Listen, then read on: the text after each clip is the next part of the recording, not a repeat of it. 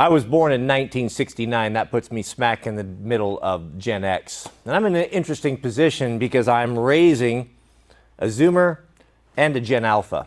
My boy, Jack, is 18, and the sweet loaf just turned 6. Raising my own grandchildren. That's what happens when you get married and start your families a little bit later in life.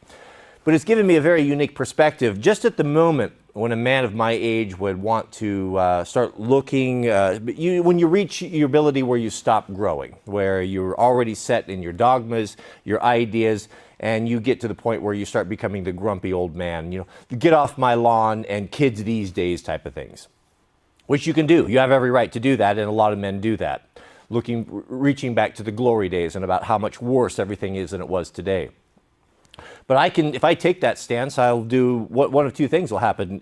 Either my kids will not want to talk to me at all, or they're just not going to like me. I'm going to alienate that. So I don't want that, and I don't want to be that person. So how do we deal with this situation? Growing up, our value as American men have been our ability to produce resources. And so that's what my filter is, or that's the lens that I look through. That the only value that I could have in this world would be to be a provider. If I'm not able to do that, I think most of you that are men would agree that that is your deepest, darkest fear, is to be in a position where you're not able to provide for your family and have to have someone else come in and step up and do that. That is one of the worst things that could ever happen to many of us. And so when we understand this, and our whole being and our who we are is wrapped up in this, our ability to be utilities to our families and to our country, when we see our boys or our kids not doing that or not following in these footsteps, we start to think, well, something is wrong. They're wrong and we're right, and we need to bend that young mind, that young will, to get him into the way of thinking of the older heads, i.e. us. The good book tells a very interesting story and says, Jesus says, you never put new wine into old wineskins. Well, I had to look that up years ago. What does that mean? Why wouldn't you do that? What's the significance of that? Well, new wine, grape juice, ferments. And when it ferments, it expands. And if you were to put wine that is fermenting and expanding, a new wine, into an old wineskin that is already hard and leathery and old and dry and brittle, the moment that fermentation starts, that's going to burst that skin. You're going to lose the skin and you're going to lose the wine. Jesus tells us you put new wine into new wineskins because a new wineskin is flexible. It moves, it adapts to the fermentation process, and both are preserved. He said something very interesting also on the eve of cleansing the temple. Now, those of us that are people of the book will know that the children of Israel once a year would come back to Jerusalem to offer the sacrifices. And in so doing, there were pilgrims that would come from all over the place. And in the courtyard of the temple, where the priests were supposed to be ministering for the sins of the people, they had allowed a bunch of grifting to take place. There were money changers and all sorts of things going on there that was taking advantage and preying to the people. And so insidious was it that the priesthood knew what was going on, but they turned a blind eye to it because they were profiting from it. Certain portion of the unfair dealings from the money changers that taking advantage of the people would find its way into the pockets of the priesthood. And in so doing, they turned a blind eye to it. When the Son of God came into Jerusalem and witnessed this was a great offense to him. And he went in and he cleansed the temple. Twice he did this. Turned over the money changers' tables, even made a whip out of cord and physically abused and chased these grifters out of the temple of God. It's an amazing thing to think of how one man in modest apparel, just a single man, could go in and frighten off hundreds, including the temple soldiers. They all vacated. He was left there alone, except for one class of people. The children. The children gathered around him. They weren't afraid of him. They were very eager to listen to him, to hear his stories, to be taught by him, while the older men all were chased away out of fear, ran. And when they came crawling back, hoping they might be able to recoup some of their losses, they saw Jesus were surrounded by these young kids. And he also said something, he said, unless you become like one of these little ones, one of these kids, you can in no way enter into the kingdom of God. Now that's an offensive thing to someone that is an intelligent thinking man like myself, like yourself. Are you telling me that all of my study and prayer and experience, life experience, come to nothing, that I have to revert back to a childlike state to have any chance of entering into the kingdom of God? You know, who could ask such a thing? You're asking me to deny what I know to be true. That's not what he's talking about. What he's talking about is we get inflexible. We get inflexible and we're not able to receive change and receive new messages where these kids can. I've had friction with my son, like any father and son relationships are very difficult, but I've been thinking a lot about that. You know, why is that? We don't want this to happen. Well, we want to go out and have a good time. What is it that's so triggering? What is it that's so frustrating? What is the friction points between a father and a son? And I think I figured it out this morning. It's me trying to make him conform to my paradigm, the way I see the world and how it should be ran, and not taking into consideration that maybe he doesn't want that. And more importantly, not taking into consideration that maybe it was never the way it should have been in the first place.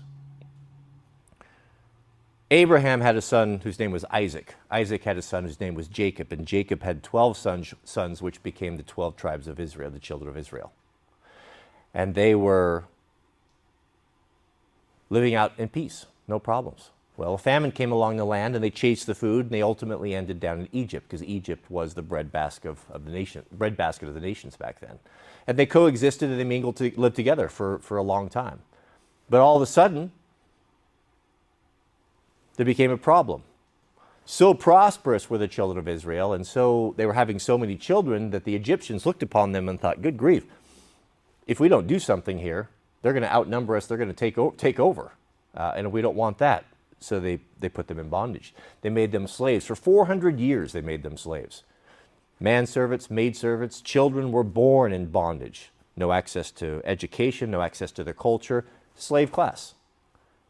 And when God heard their prayers, after 400 years of praying, he delivered them through Moses. And Moses took them out into the wilderness, the desert, Sinai. Now God's plan was for them to go through the desert, cross the Jordan, and enter into their inheritance. He said, I'm not even going to make you fight. I'm going to allow you to inhabit barns that are already existed. I will drive the inhabitants out with the hornet, with the wild beast.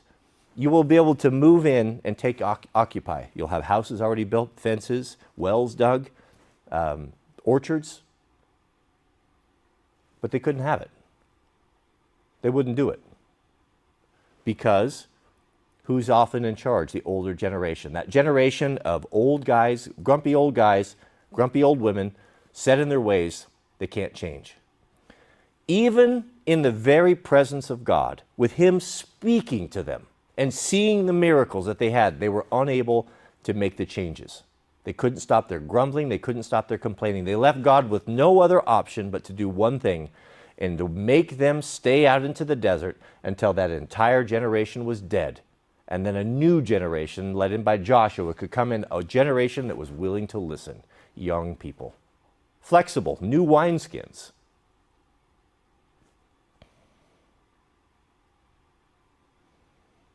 I believe that we've been in bondage this entire time, beloved. We talk about the glory days, the 50s, the 60s, how good things were. But if you really think about it, is it hard to figure out why young people don't want to follow in your footsteps?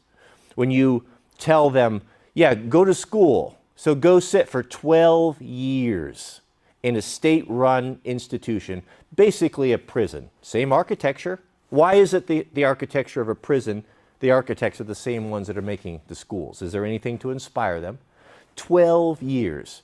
And if you're gifted or if you're a little bit slow learner, it doesn't make any difference. Just put them all together, dumb it down to the lowest common denominator, and make them sit there and teach them nothing. And then once that's done, then what? Are they free then to be free people and do what they want? No. Go saddle yourselves up with $100,000, $200,000, $250,000 student debt loan that you'll never be able to escape. You'll never be able to bankrupt. To get a degree that's worthless, to do something you don't want to do. Making decisions what you want to do when you're 18. How could you possibly know? And then saddling these kids with $100,000 or better of debt.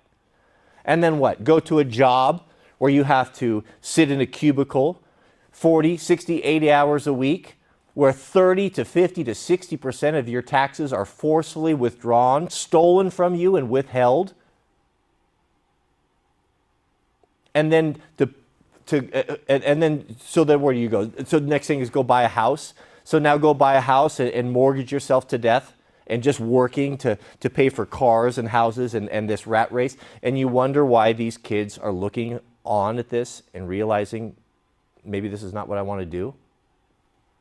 You know, beloved, we need to take a hard look at this, especially those of us that are older, and stop teaching our kids to conform to a system of slavery and bondage that we were raised in. We don't even know we're in slavery and bondage, but they're starting to see it because they're not so fixed in their ways. I believe God is working to deliver us from a system of slavery. We have been slaves. We are not our own men. We live under tyranny, and we have to get permission for everything. You have to ask permission when you can use the bathroom or to go on vacation from your job, many of you. It's just what we just understand it. We just accept it. Be open, beloved, to change. God is delivering us from the bondage, just the way he delivered the children of Israel from the Egyptian bondage. And at first it didn't look good. They were leaving their comfortable homes. Even though they were slaves, at least they had a roof over their head and food to eat. And now you're asking us to go into the great unknown, out into the wilds of the desert without any certainty. You know, the good book tells us God knows what we have need of before we even ask. Trust God. Trust in the fact that God has something better for you, that you might not be able to see it. And be open. Don't cling to these old systems. Let them go. They were never for your good. They were never for your best interest. They were used to farm you. And these kids have the insight or the creativity, whatever it may be, to see through this, that this is garbage and this is no way to live. And there's got to be something better. So be open to it. Don't be an old wineskin. Be open-minded and prepared for what the Lord has in store for those who love him. May God bless you and your families. Please keep us in your prayers, and we'll see you all on the next video.